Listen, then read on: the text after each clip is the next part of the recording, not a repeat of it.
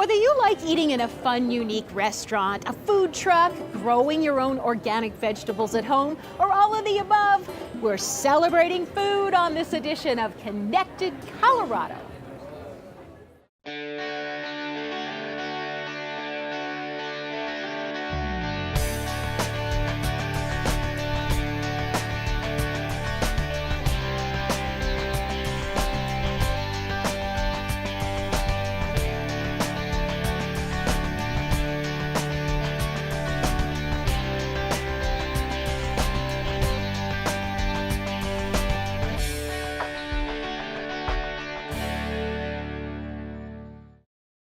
Did your mother ever tell you not to play with food? I get a chance to do it today at Mondo Market. I'm turning on the machine. Little basil, for example, in the top. And look what comes out at the bottom, the noodles. Hi, I'm Wendy Brockman. I'm at Stanley Marketplace in Aurora, where they have lots of fun shops and restaurants. But before the food gets here, it starts on a farm. And in Fort Collins, they are all about the farm to fork. Food, nourishment, comfort, fuel, whatever you call it, we all need it.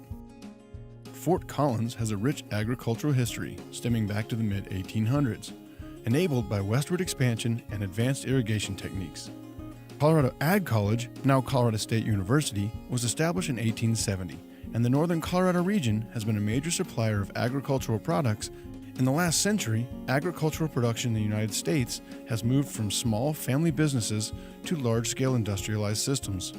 In the last several years, we have seen a concentrated movement back to a localized system of small producers with major impacts on food value chains, natural resource management, and public health. A food system is the path that our food travels to us from farm to fork. It includes growing, processing, transporting, marketing, and consumption. Taking a collaborative approach to food system innovation and investment is a new paradigm for small businesses, as well as institutions, municipalities, and residents. Local food systems have economic, environmental, and social impacts, and encourage sustainable growing practices that create a natural connection between the farmer and the community. This is the path from farm to fork. Local food to me is not only knowing where we're sourcing from, but it also involves having a great, very genuine, mutually beneficial relationship with those purveyors, ranchers, farmers. Local food to me is community, without a doubt. Local food is important to me because I think it's the heart of true freedom, true health. Local food is important because it didn't travel 1,000 miles. I think everybody knows with the scarcity of water and land, anything we can do to be getting the most food value out of those land acres and water acres that we can is going to be better for us in the very long run. When I think about local food, there's no other topic that really brings to mind for me what we mean when we say triple bottom line, because it really captures how economics, environment, and social values all come together really around the same table. So the city has supported local food for a long time actually here in northern Colorado and in Fort Collins in particular, going back to support of Be Local when it was a nonprofit entity in town. We've supported now for, I think, going on 4 or 5 years, the winter farmers markets that take place in the Opera Galleria here in Old Town. We've also provided some of the initial funding for the local food cluster to get started. I think a community that's really driven to be sustainable and to support their local food shed is what's going to help us, really transform our system. We're seeing a number of innovations in the local food space, everything from cooperative land acquisition in order to be able to facilitate smaller farmers getting started up, to the project Jessup Farms, where it's really encouraging farm-to-table restaurants and bringing a lot of local artisans together to use the food that's being produced locally. Being able to have a 1/4 acre in our backyard far exceeded any expectations. I mean, you can't get any fresher or local than that. And the education piece for our staff is huge. But I really love knowing the stories behind where we get our food and being able to share that with our staff, and then it goes directly to the community. Yeah, to be able to have a restaurant that helps keep business in Fort Collins as well as have the opportunity to grow in our backyard is absolutely amazing for us. What I really like about Jessup Farms is that it enhances the idea of the local food system by also bringing this idea of craftsmanship to bear on it as well. And that's what you see happening with both the restaurant, the bakery, and the brewery. Everyone has to eat, and the amount of miles that our food travels is very high currently in this country. So our goal is to provide as much food as we can locally, which is raised locally and sold locally to local people. If you're putting money back into the community, you're helping the community grow. And it's important to see those farmers grow and succeed as your business grows and succeeds. Having that connection from the farm to fork is really incredible, beautiful thing to have happen. And when you buy it locally, you're getting it at its most critical point of nutrition. The animals that provide the food are being treated well and managed properly. At the end of the day, those dollars go to pay for someone's child's education or to keep their mortgage paid. Really, one of my top priorities as CSO is to actualize the integration of our 3 departments. We are so unique in that we have this sustainability services area that has economic health, social sustainability, and environmental services. And I think that food presents a really unique opportunity for us to fully integrate. So looking at the economic health strategic plan of Grow Your Own, this is about creating green jobs, a really vibrant local economy, the next generation of farmers through local food, and then overlapping that with a lot of the social justice issues that social sustainability is looking at. How do we make sure that we prevent food deserts? And that's really kind of dispersing that local economy and making sure all families have access to healthy food. And then on top of that, all of these departments are involved in the Climate Action Plan. The more we grow local food, the less of a carbon footprint we have in terms of importing our food from other places. And as we know too from Nature in the City, urban farms are some of the most biodiverse places in our city. And so for me, I think that priority-wise, if I want to really make sure we integrate these departments, food is going to be the space that we can do it.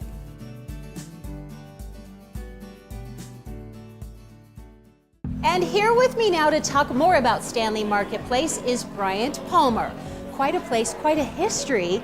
We're actually in an old airport hangar. It's true, thank you, thank you. So this building was built in 1954 as Stanley Aviation. It manufactured airplane ejection seats. It was the biggest employer in Aurora in the 1950s and 1960s. So you don't have to create the industrial vibe, it's here. The industrial vibe is here already, and we kept as much as we could of the original building. So how did this all come about? How did it start? So our original goal was to find 2,000 to 3,000 square feet in this neighborhood to open a little neighborhood beer hall.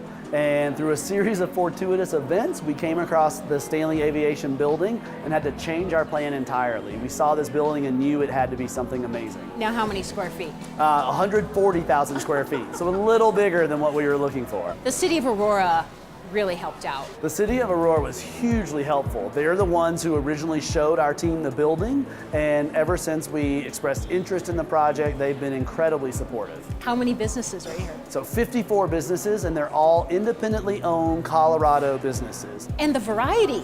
There's a lot of variety here. We have a little bit of everything. We have restaurants, we have retail spots, we have fitness entities, just about anything you can imagine. Yoga. Yep, yoga studio. There's a great wine shop. There's a great wine shop and an urban winery too. A bouncy place for kids. Yep. You do kids like gymnastics. summer learning program. Summer learning program from several different businesses, a makerspace. Swing dancing. Swing dancing, why not? Why Yeah. not? You even have a guest psychic. Yep, it's true. We have a guest psychic coming in a little while. We want Stanley to be the kind of place where there's always something new and interesting happening. Having just Colorado businesses, that's your philosophy. Absolutely. We decided very early on that we wanted to be a celebration of independently owned Colorado businesses, and so we sought out small local businesses to join our project. I saw the poster across the street that reads Aurora is on the rise. That was important for you guys. Really important to us. The city's been a huge partner for Stanley Marketplace, and they've given us a lot of advice and input on how to create this new and interesting spot, and we're really proud to be in Aurora. You look at the parking lot and you know this place is a success. How does that make you feel? It's pretty great to actually see people here who are enjoying themselves. They're not our relatives, they're just actual people coming to hang out at Stanley. That's amazing. It has a family feel though. Oh, really good. We're really pleased with how this has turned out. We have a great team of people who've been working really hard for years to put this together. So seeing actual people come here and enjoy the place is really special. Well, Brian, I love coming here with my family. We can't wait to try more stuff. Sweet Cow ice cream. So good. It's insane. It's so good. Thanks for having us. Thank you very much for being here. One of the shining stars at Stanley Marketplace is Annette. It was recently named a semifinalist for Best New Restaurant and Best Chef Southwest by the James Beard Foundation, the Oscars of Restaurant Awards. 5280 Magazine and even Bon Appetit Magazine say it is the place to go.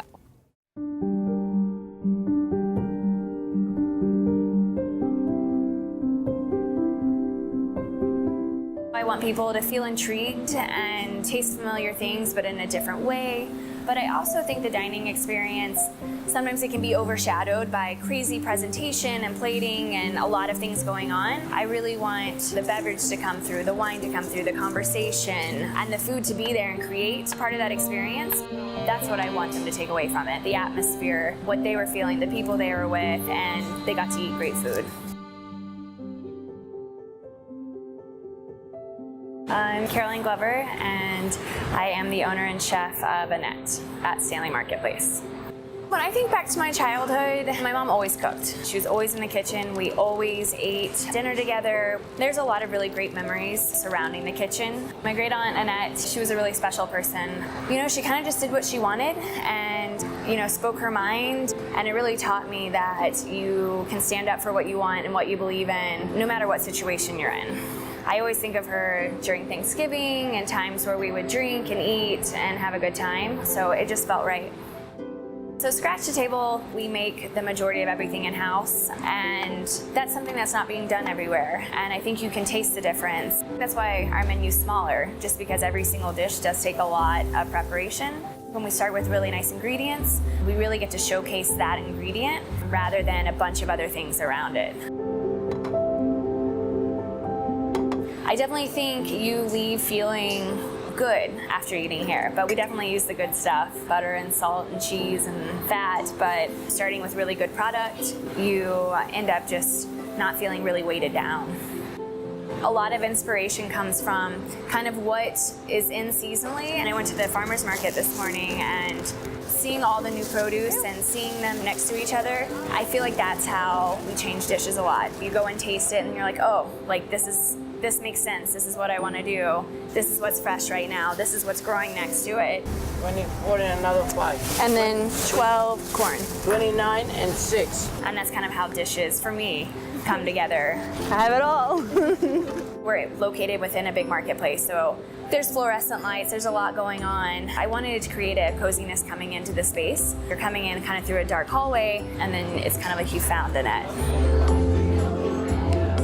Really the thesis of the whole restaurant is how we eat. You know, in America, it's kind of all over the place. Certain families go out to eat every single night, certain families go drive-through, and then I grew up in a family where it was super important to all sit down and look at each other and engage, and I'm trying to recreate that in a sense and allow people to feel intimate and be just with their table and get off their phones. We're just trying to, as much as possible, get rid of all the elements from the outside and just really focus on what you're doing here, which is hopefully enjoying a great meal with great company. I want it to just really be about the experience. Another gem at Stanley Marketplace, Roll and Smoke Barbecue. I'm here with Wade. What are we cooking? Beef brisket. Let's see it. Oh my gosh, I wish you guys could smell that. Now, you guys started small. Yes, ma'am. We started as a food truck 5 years ago and got open in the Stanley Marketplace about a year ago, coming up on a year. We just opened our second location down in Centennial, and we just signed a contract to be at all 120 Red Rock shows this summer. Amazing, congratulations. Thank you. If you can't get to Aurora for this brisket, you are downtown on Thursdays. Yes, ma'am. Every other Thursday, we're at 17th and Sherman, parked out front of the Wells Fargo building. Right by Civic Center Park. Yes, ma'am. And as summer rolls around, you should head over to Civic Center Park for Civic Center Eats. It becomes a food truck haven, and one option is manna from heaven. We're hitting the road with Denver's own Manna from Heaven. This food truck is awesome. This is the man behind it all, Larry. How did you get started? Well, my kids are the ones who did it. They wanted to be in the restaurant business. And we're like, okay. My brother-in-law comes in from California and he's talking about the gourmet food truck scene, which was just starting out. And we're like, oh, that sounds kind of cool. That seems like something that we'd be more interested in. So that's how it all started. You guys are right on time. How nice. See? Brett's gonna walk you in. He's right over there. Same spot as yesterday. Okay, thank you, ma'am. We got to our destination, the Auraria Fall Fest, right outside the campus library, and it was a dash to set up.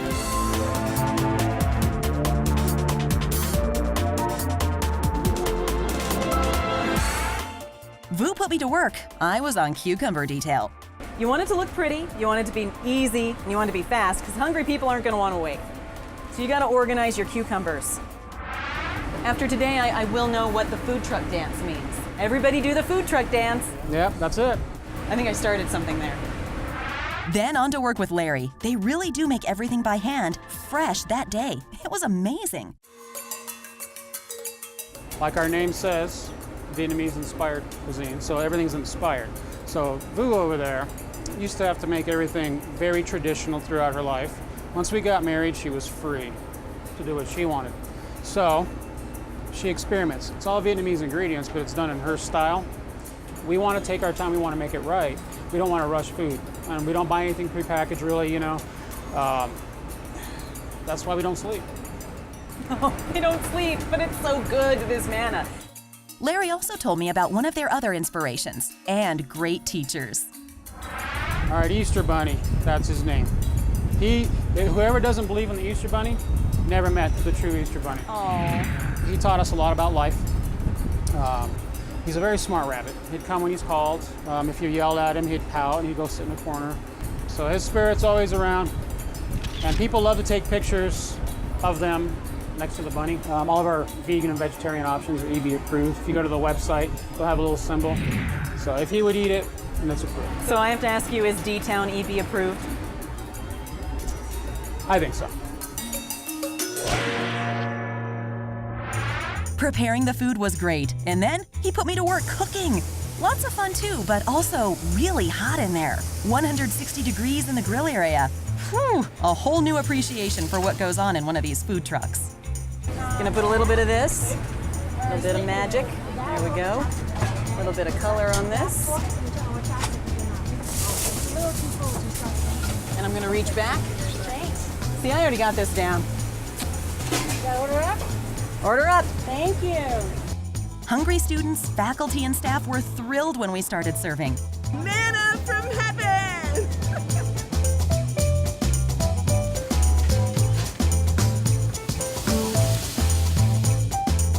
We got 2 veggie banh mi for you. Thank you. Can you handle it?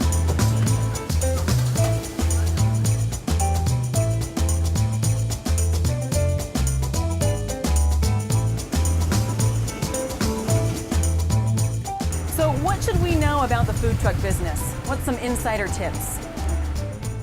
Well, like I think I already told you, it's not for the faint of heart. But don't get me started on repairs. Repairs. Or repairs. It's a constant battle with repairs. So the food truck life is a never-ending cycle of repairs and food. And food. And cleaning. Lots of cleaning. Cleaning. Okay, with all of that to the side, what do you like the most about your food truck life? We get to be outside. We get to be outside, and like the way we have our windows, we can see people eat.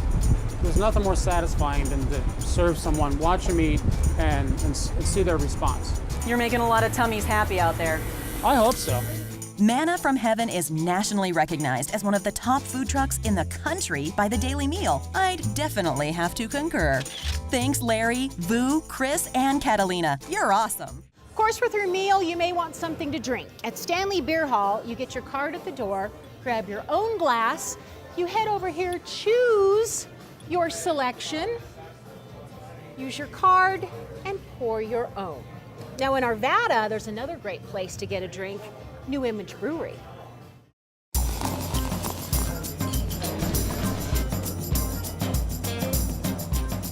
The name of the company is New Image Brewing. We opened the Brew Pub location in Old Town Arvada in March of 2016. What really started to kick off our growth, beginning of October 2016, we launched our first 2 brands in cans, which were our Double IPA East Coast Transplant and our Lager Hybrid Old Town Regular. And we went from kind of being at a point where our wholesale was almost like it almost covers rent, but that's about it, to we're running out of beer, buying new tanks. And so we've expanded our capacity by 400%. We currently distribute to somewhere between 150 and 170 liquor stores and bars as active accounts. Some of our beers, the one we're most known for is East Coast Transplant. And for a couple of reasons, the beer itself is a style that's very popular right now, but also we kind of wanted to create a brand that people who weren't from here but love being here could identify with. Enjoy your drink. Thank you. Yeah, you're welcome. Some of our other kind of fun names, we just released a beer called Paul because my assistant brewer asked me, hey, can we name that beer Paul? The other one that's really fun is we have a wit beer called Moped. Those are some of our more fun beer names. Another kind of project of ours that we're really passionate about, we're really playing around with mixed culture sours and mixed culture fermentations. We have one of the only kombucha beers in the world being made. Arvada has played a lot into the identity of our food program. We do kind of a play on street style tacos, but with the on-site kitchen, we have a little bit more capability than you would out of a food truck. So we have a range of world cuisine represented in 9 different tacos in a format that Americans are totally comfortable going, okay, a la carte, 3 tacos, $9, $10, like that's a meal, and I can try the duck and the pork belly and the Thai fish and put that together.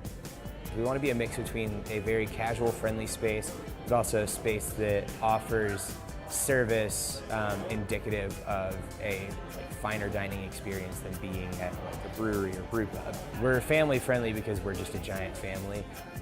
A big core ethos of our company is supporting mental health and wellness. So the idea behind the long tables is just helping to promote the idea of openness and being more willing to start conversations with people and open up to people.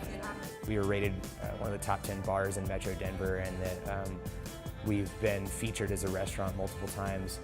We really do have a full program, and I would like to extend our welcomeness to people beyond just the craft beer community. To current customers, just thank you, really. I mean, it's definitely been a huge learning curve for us. Our restaurant's open 7 days a week. We always have dinner service after 3, Thursday through Sunday. We also have lunch starting at 11 and 12 on Sundays. So come in, check it out.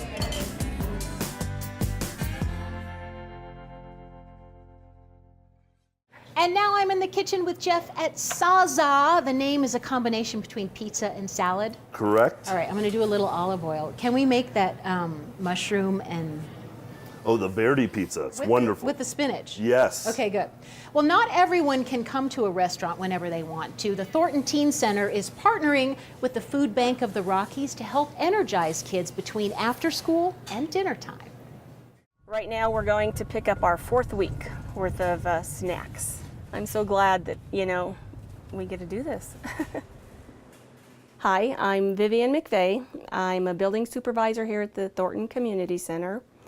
And January 2nd, we started a snack program for our kids in the Teen Center.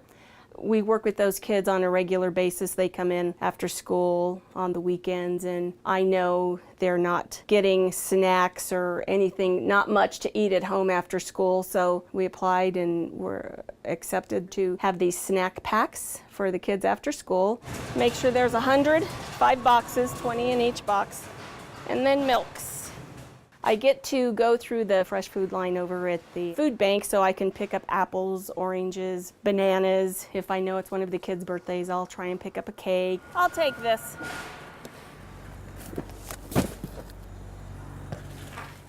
Our weekly load, 20.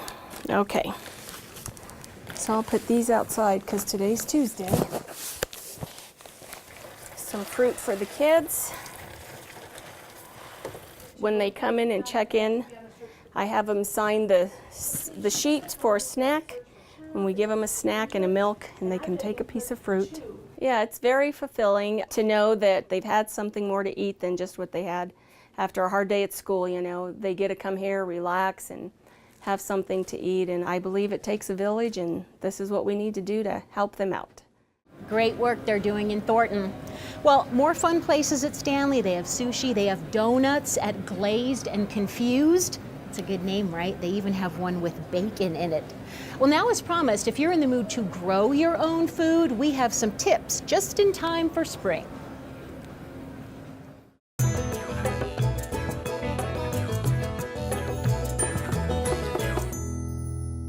Hi, I'm Jeff from CSU Extension with another quick gardening tip. A lot of people are trying to start their gardening season maybe a little bit too early. So here we're going to talk about ways that if you are anxious and really gung-ho about starting your garden, some techniques to help protect those tender plants. So here we have a cold frame. Cold frames are an excellent idea to use. They can be used for a lot of different things. Potted plants can go in them very easily. They can go directly over a garden bed. And they're a very simple principle. It's just an insulated wood box. And then they have a really nice solar gain capacity on the top, which allows light and heat to accumulate inside and can protect from pretty cold temperatures. Something really cheap and easy fix, especially if you have raised beds, it also works for in-ground beds, is a simple hoop structure.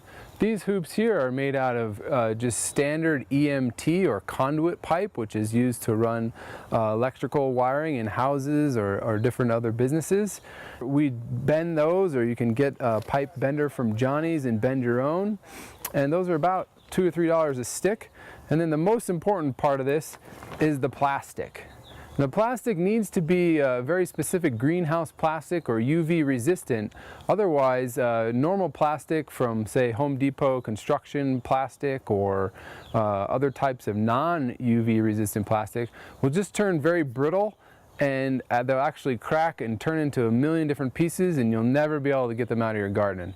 So when you are buying your plastic, make sure you get it from a reputable greenhouse or horticultural supply store. Another cheap and easy technique that can be used for individual small plants would be something called a cloche.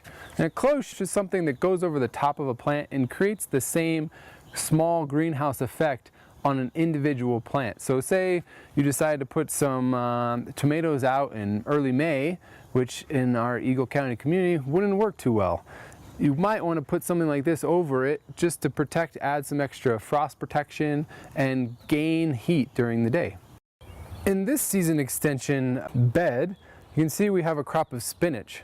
Now spinach is a very cold hardy crop, but what this structure did was allow this spinach to grow and produce a really nice crop much earlier than normal. In fact, we're at the point of the season where this structure is becoming too hot for spinach, and we really need to get this out of here and change over to another crop.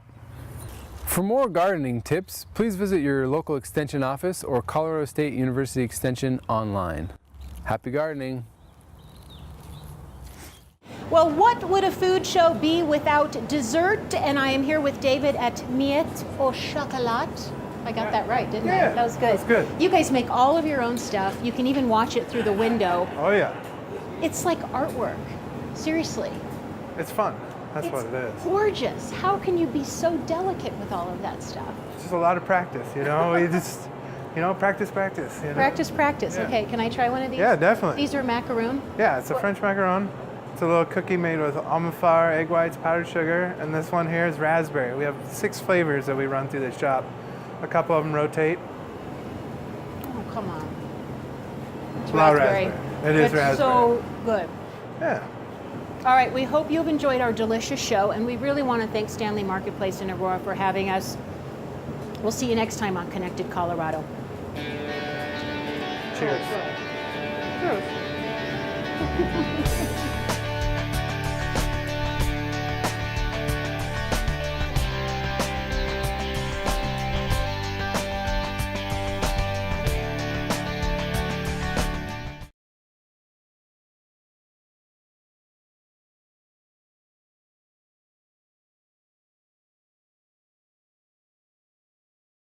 Farm to table, food trucks, and unique fun eateries. It's all about the food on the next edition of Connected Colorado. Join me Thursdays at 8.